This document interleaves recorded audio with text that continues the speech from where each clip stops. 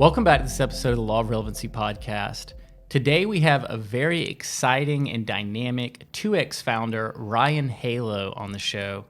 She specializes in building and consulting with women-owned service businesses. Thank you for joining us, Ryann. Yeah, it's my pleasure. Thank you for having me. When I first met you, I was really blown away by your story and like where you came from, and I think it's best just to let you tell the audience a little bit about it. Oh, such a big question, right? Well, I was born in New York. I am a Spring Hill native since I was 5 years old, approximately. When I came down here, it was like a lot of people coming down from Long Island, and Spring Hill, Florida became like little Long Island. Sure. So I grew up there primarily. Had a lot of family. It's a very small town, not too much going on at the time. It has grown a lot since then, and proud to say that. Back in those days, I did used to envy like the big city life and ask my parents, like, why didn't we stay in New York? I'm Spring Hill's a big difference. Yeah, it's very different in Spring Hill than it is in New York. Yeah, at that time, even more so. Like you had your Walmart, your Applebee's, and that was about it. It's beautiful, but it's also rural. Yeah. Especially back, 10, 15 years ago. So, yeah, it's a very small town lifestyle. I had a lower middle income family. My mom was a nurse. My dad had moved down here, but a lot of his family stayed in New York. Mm-hmm. So we would travel and visit a couple times a year, and I appreciated that.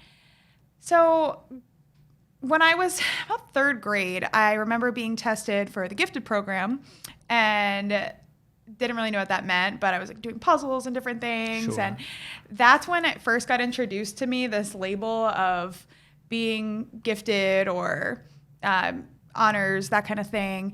And I did enjoy school a lot, but I still always had a creative side. I loved to sing and draw. And so I'd kind of straddle the two worlds. And also at that time, it was very much instilled in me that in order to reach what was possible for me in terms of success and maximizing my God-given gifts, it was right. Like, you're going to college. And the idea is you go to an Ivy League college, do well in school, get through high school, and that's what you do to make the most of what your potential is.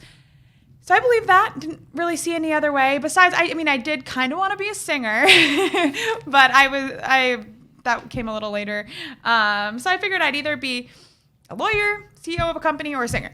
Yeah. And that was it. So fast forward a little bit.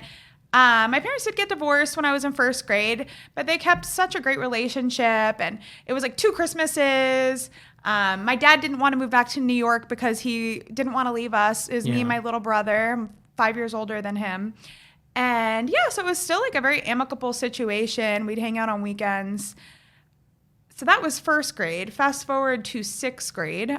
Things had begun to deteriorate a bit with my dad. He lived on his own. Neither one of my parents really had gotten in a relationship at that point, but my mom had gotten this new serious boyfriend, and I think it was just a perfect storm of he worked nights, he felt lonely. My mom was starting to move on. My brother really liked this new guy, and I found out on Super Bowl Sunday when I was 11 years old that my brother didn't come home from his weekend visit. My mom went over there and found out that my dad had took the life of my 6-year-old brother and himself. God, that's crazy. Yeah. I'm really sorry that you had to live through that. Thank you. And I always say that it really is not like you expect. It's not like the movies. If you've never gone through something unimaginable, you can't imagine how you feel. I was pretty much in shock, I think. Looking back on it, I just really didn't feel a lot of anything. It took me quite a few years before I was able to access emotion around that. So at that point, it's kind of a blur. I mean, obviously my mom was devastated. There's this new man in our lives. It's just a whirlwind of change. And honestly, at that point, I feel like I kind of became my own entity. Sure, you could really got to take care of yourself. Yeah. So, I mean, I give my mom a lot of credit at this point, but we had a really bumpy road there for a while. So, yeah, I just started kind of doing my own thing, and things did get worse. She ended up no longer working and had developed some substance abuse, some prescription drug addiction, which it really did affect the way that we went on from there. And I found it pretty much impossible to keep a steady track in life, a steady pace. And it just felt like everything was kind of unraveling around me. So I just looked for any source of, like any respite I could find, I mean, those are some very important years, the middle school to high school years, and it sounds like your life really got off the rails there.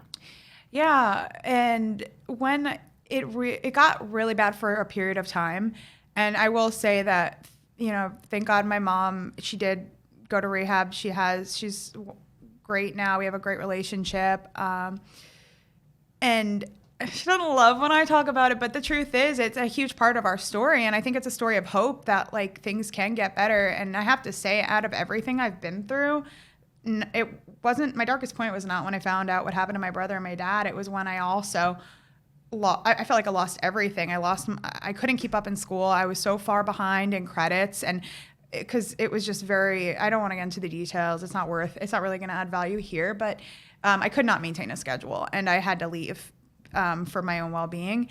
And I felt like I was kind of fleeing for my own wellness. And you can't keep up with your credits at that point. The reason I wanted to ask you about it is because when I met you, I was immediately impressed in learning about your story, just your grit, in general, and like this attitude that you have of perseverance. And I know that a big part of that has to do with what you've been through in your life, right? It's not just how smart you are, but also your experiences and having to grow up so fast and deal with some of those really terrible things. I really resonate with that word grit. It was a big topic in our company culture for a while. We read the book and we talk about it, and I have like one of my very good friends got me earrings that say grit, because that's relatable. Yes, I knew, I don't know where it comes from, but I have a burning fire in me that I cannot settle, and I cannot accept defeat. And I will fight if I believe in something and if I want something. I think what I learned at that age, because it's like, okay, you have a really normal, great, loving family, very good influences, good role models. And so you become accustomed to that, and that you're like, this is what I deserve, or this is what I've been, conditioned to expect. And then it's gone.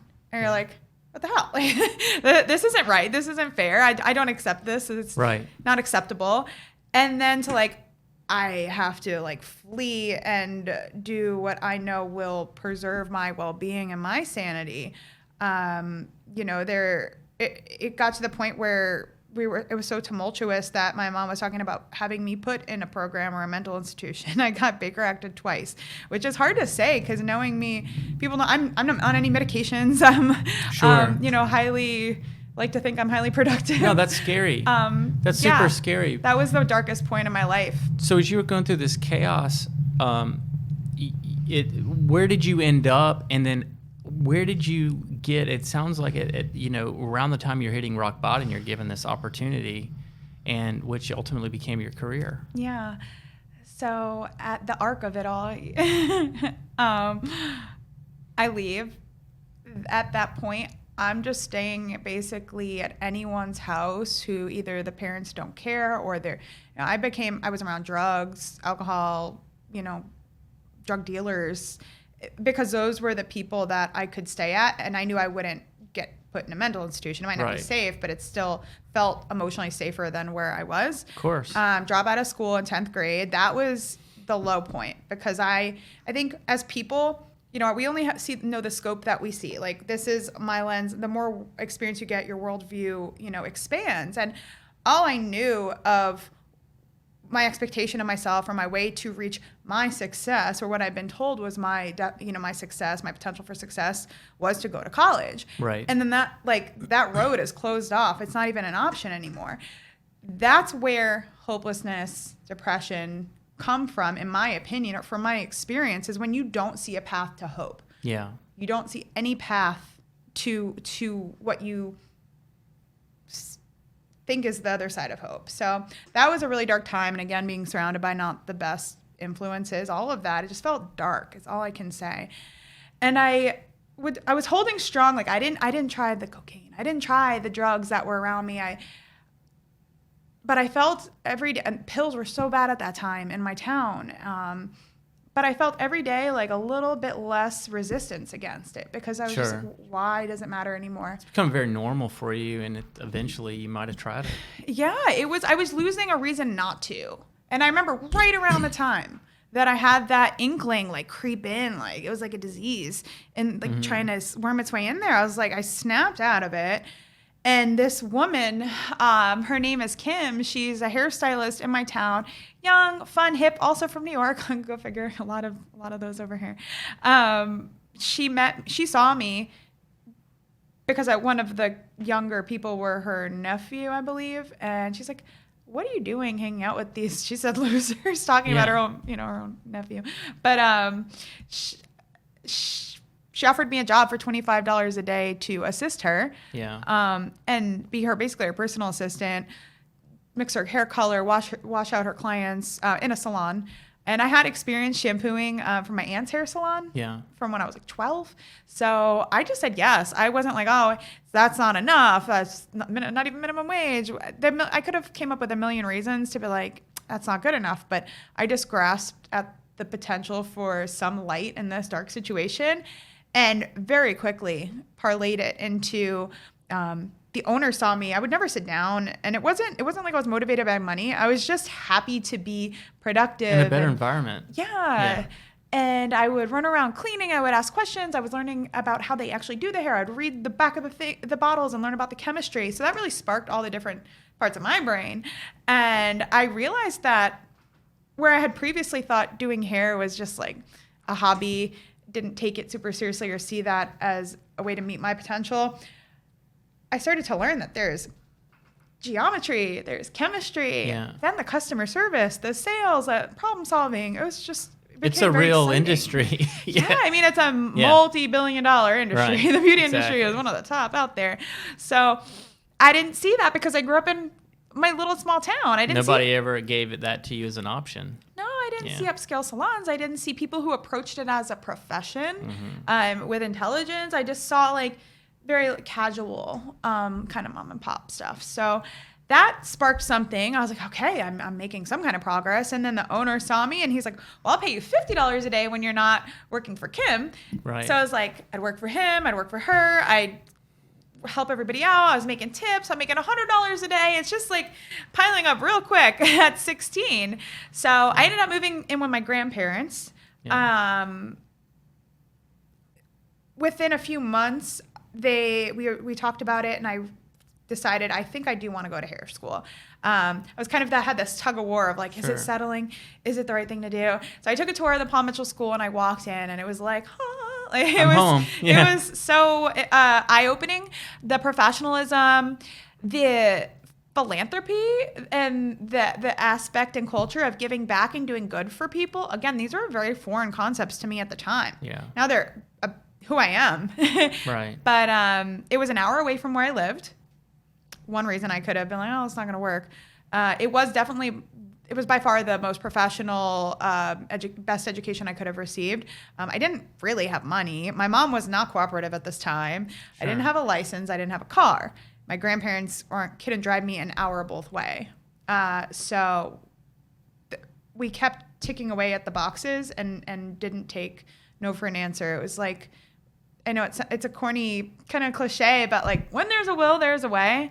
That's become a really big belief system of mine, is like, if you want something, we can figure it out, you know? So they teamed me up with someone who's now she's like a sister to me.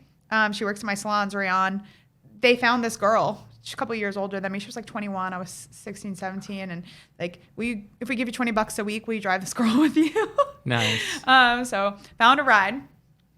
I didn't have a GED because you can't get one until you're 18 in the state of Florida without school. It's a whole complicated mess. But regardless, they let me take an equivalency test. So I was like, okay, check that off. I scored college level. I was able to work that system because I really just want to make sure you can understand and comprehend the So you got into the material. hair business. Yeah. So it's just like all these, sorry. I'm like, it's just crazy, all the things that we had to overcome to make that one thing happen. And I feel like if I didn't go to that school, I really don't know what I would have done with my life. So I got into the school and I was able to get my honors and my Path forward. Yeah.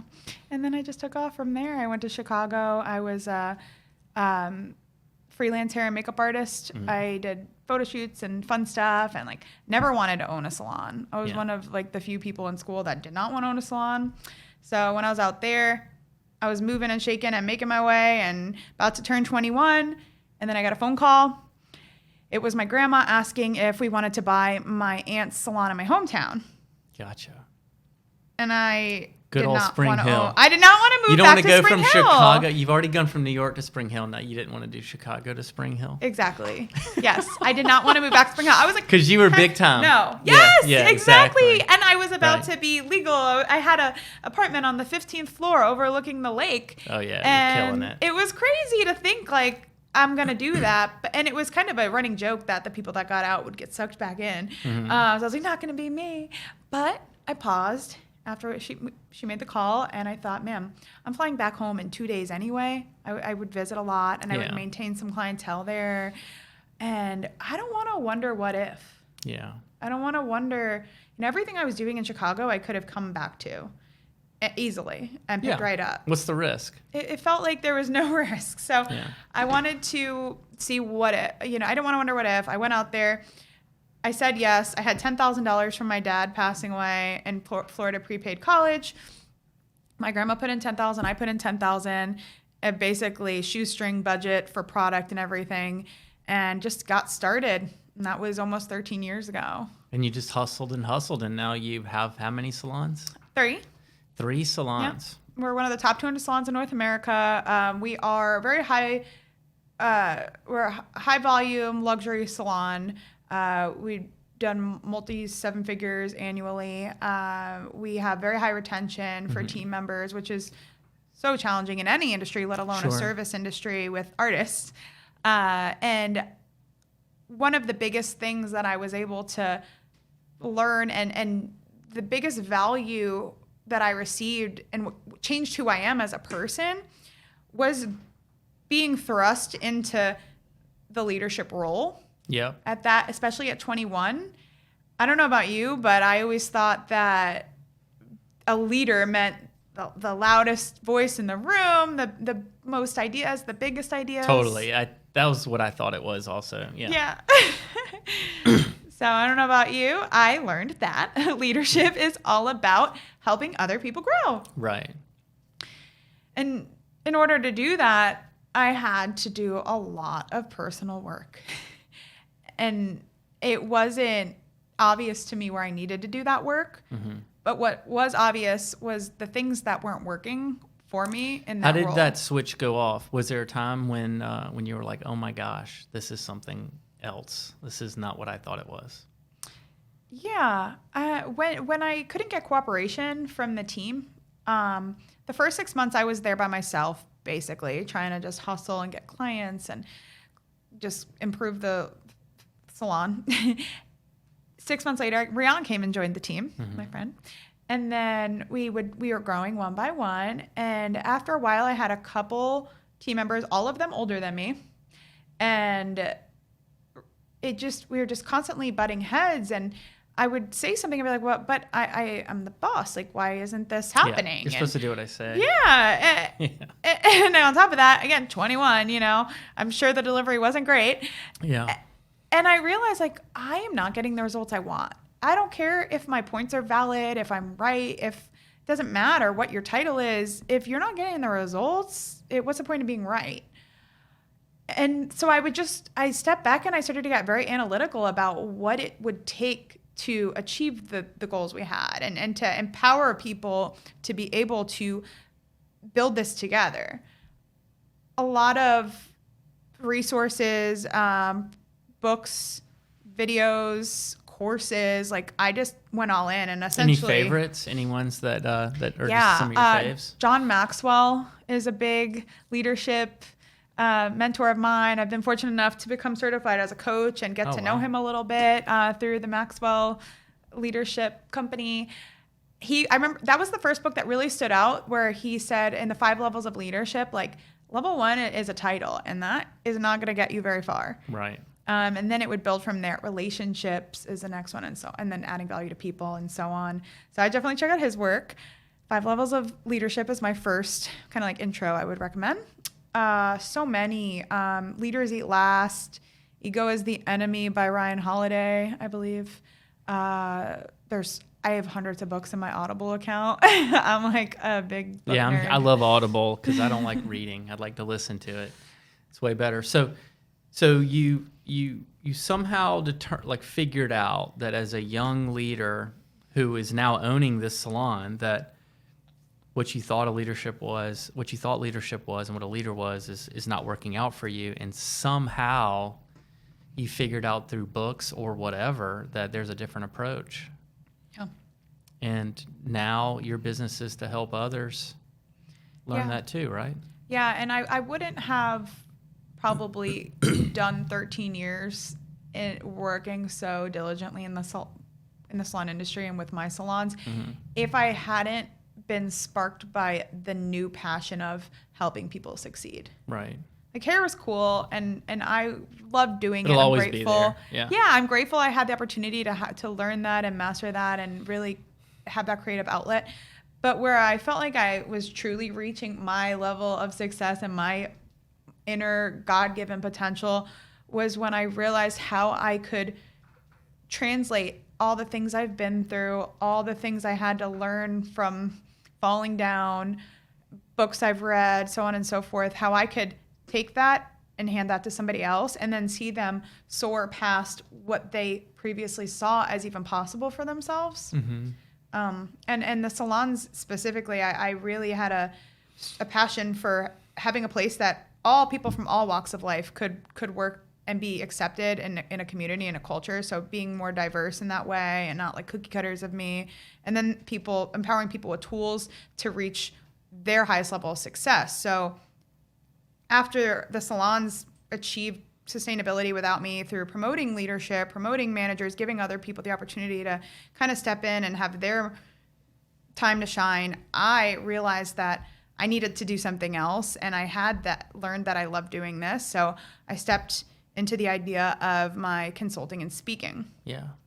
And now that's got to be super satisfying for you because, growing up and being told that the highest level of success, the only way to reach it is through like these schools that are considered the smartest and brightest people. And, you become an attorney or an authority of some kind. And now you are an authority and you're helping others and they look up to you for your intelligence and everything. That's got to be incredibly satisfying for that to come full circle, but through an unexpected path. I am very humbled and very grateful. I believe that everything happens for a reason, or that there's a path that you're meant to take. And I am so much happier doing this than I would have if I became a lawyer. Yeah. And I feel like essentially I have a college degree with all the books and the experiences I've had for 12 years of ownership. Yeah. It means a lot to have been able to make the most of this life. And again, I think it was so much of a better fit. I speak at schools often, and one of the messages that I like to help share based on my experience is that we all need to define our own success. Mm-hmm. And I think that's easy to say, but when you really break it down, like your life is just your days. And how do you want to spend your days? It's not success to me if I don't like read, because I don't love to read, actually. I much prefer to listen and when I drive and get ready and do things. And if lawyers, they do a heck of a lot of reading. Right.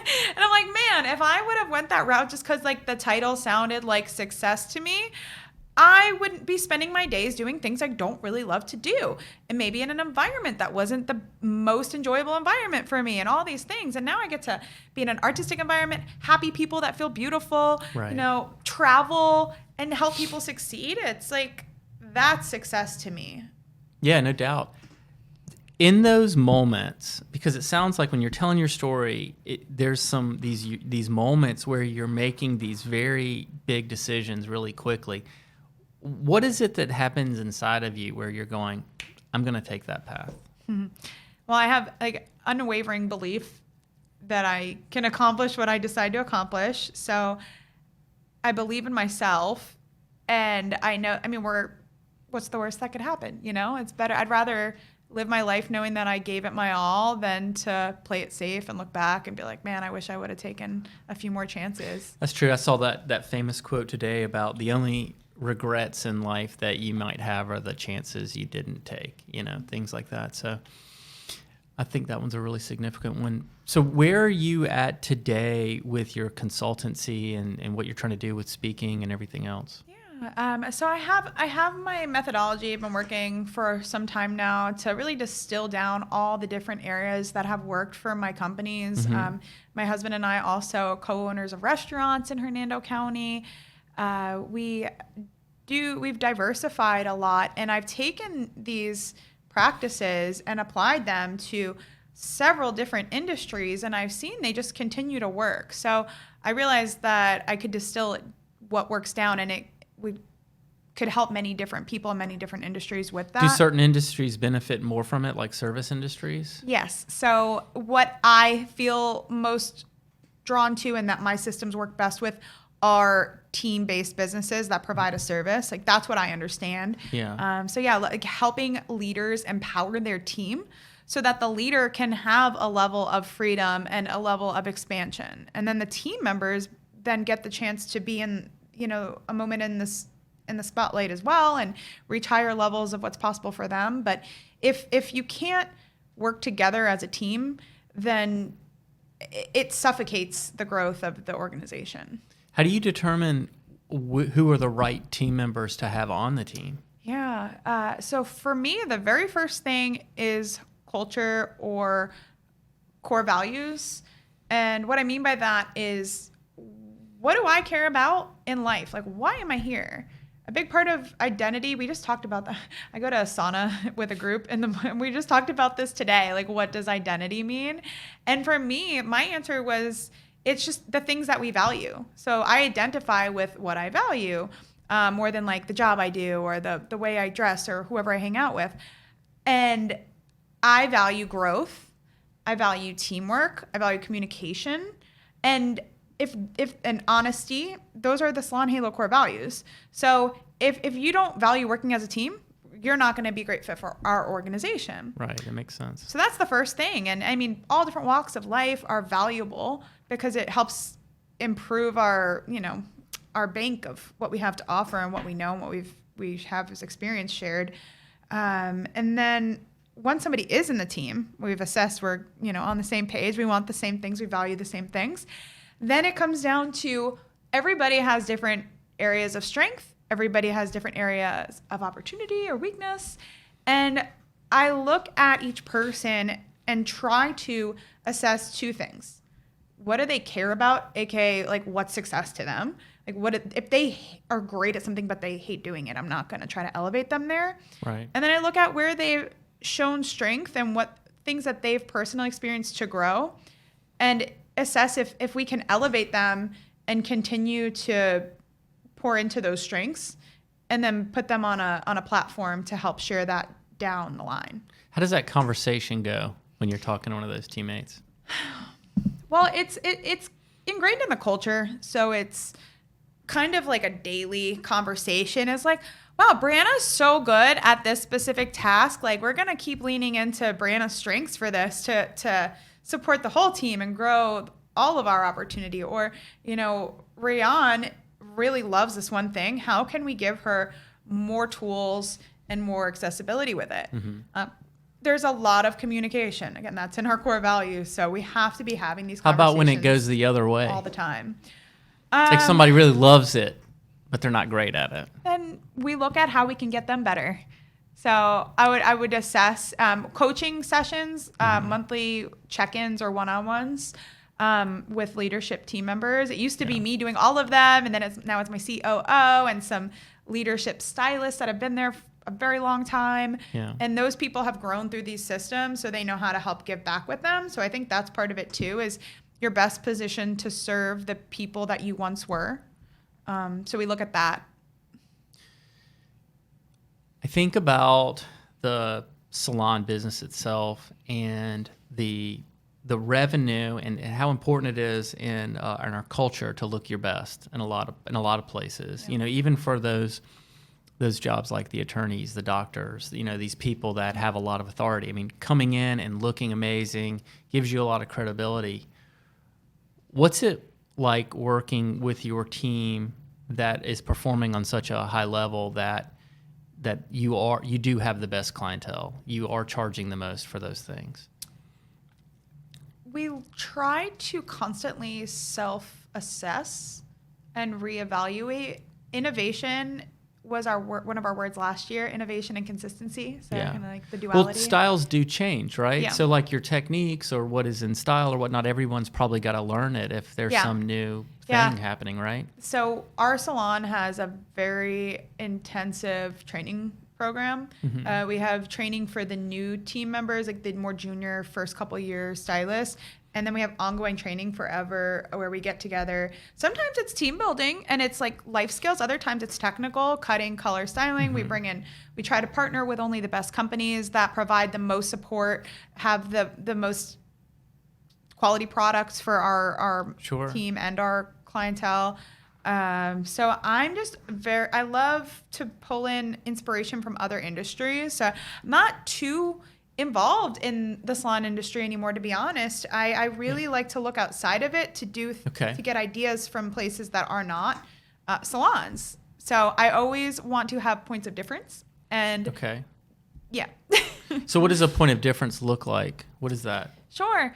There's so many things. From an experience standpoint, we have systemized as many things as we possibly can. Okay. So my goal is that the experience, no matter who you see and what location you're in, you know what to expect. And it's repeatable, reliable results.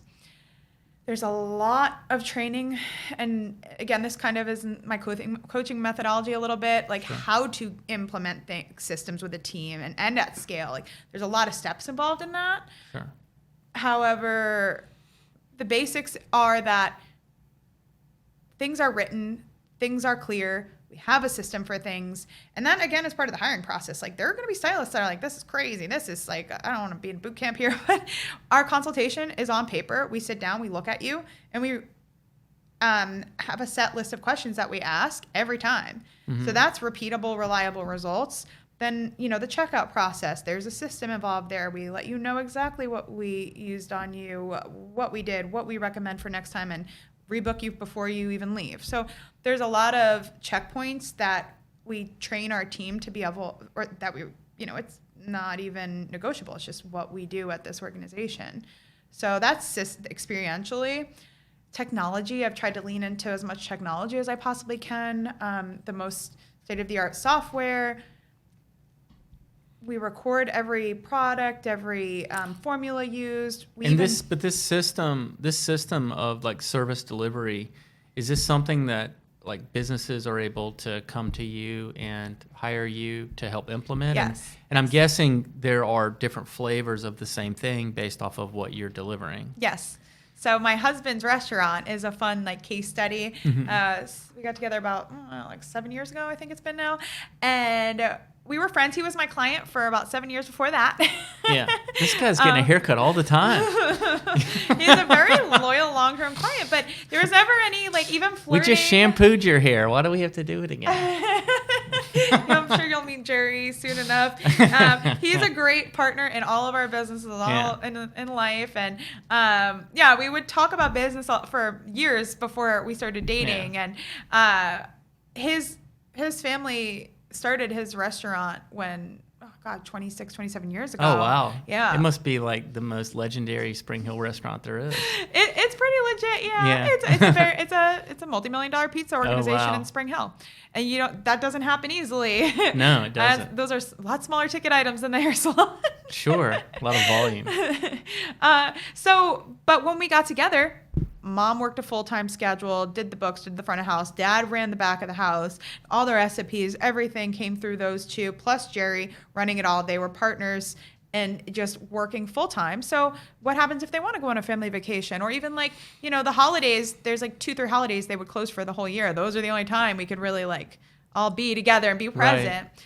So a few years of earning trust with the family and them seeing how smooth my operation was, we started to be able to systemize, assess what was working, what wasn't, and how we can empower their team versus them having a death grip on everything needs to be through them. That's a big difference. Yeah. So you've reached a lot of a very high level of success in your career. What are you doing now to give back? Because you were talking about how important that is to you. Yeah.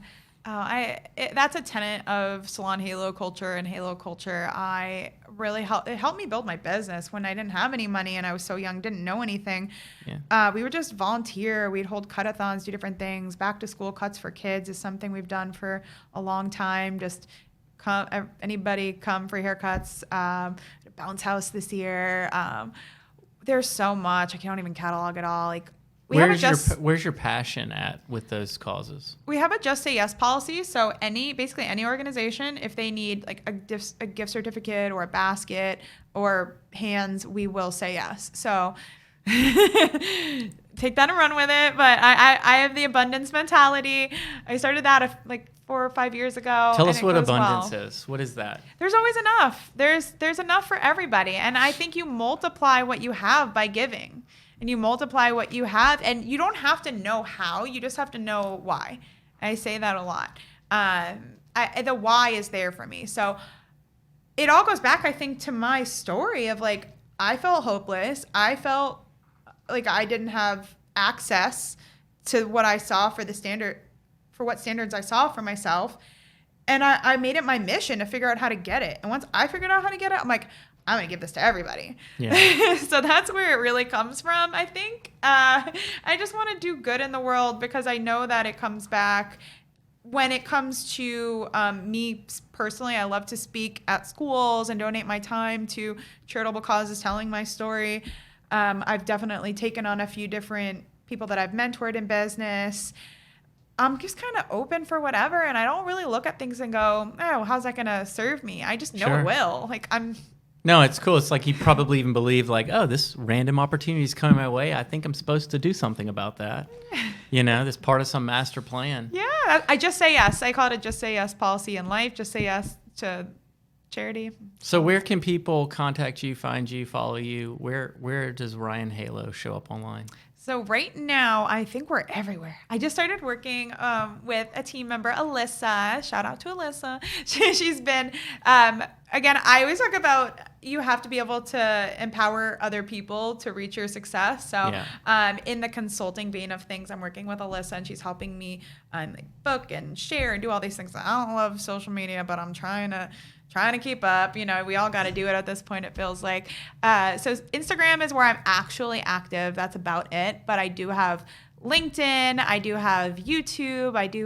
We have Facebook, all that, basically everywhere. But I'd say go to Instagram for the most real behind the scenes. What's your handle? Ryann at RYANN _ Halo, sorry, at Ryann Halo, but Ryan has 2 N's, so I'm sure you'll put it in the show notes or something. So should they just contact you there or through LinkedIn? Where should people both of those will you? work. We have LinkedIn's being monitored. All of them are being monitored, but Instagram and LinkedIn are probably the easiest. That's great. Well, thanks for coming in today and telling us your story. It's inspiring to hear how you've taken a non-traditional path to reach the levels of success that you've had and how you're giving back. Thank you. Thank you, Courts. Yeah. Appreciate what you're doing. You're welcome. And you can find us anywhere where podcasts are found, on all the Bake More Pies social media, as well as the Law of Relevancy social media feeds. Thank you for joining us. We'll see you next time.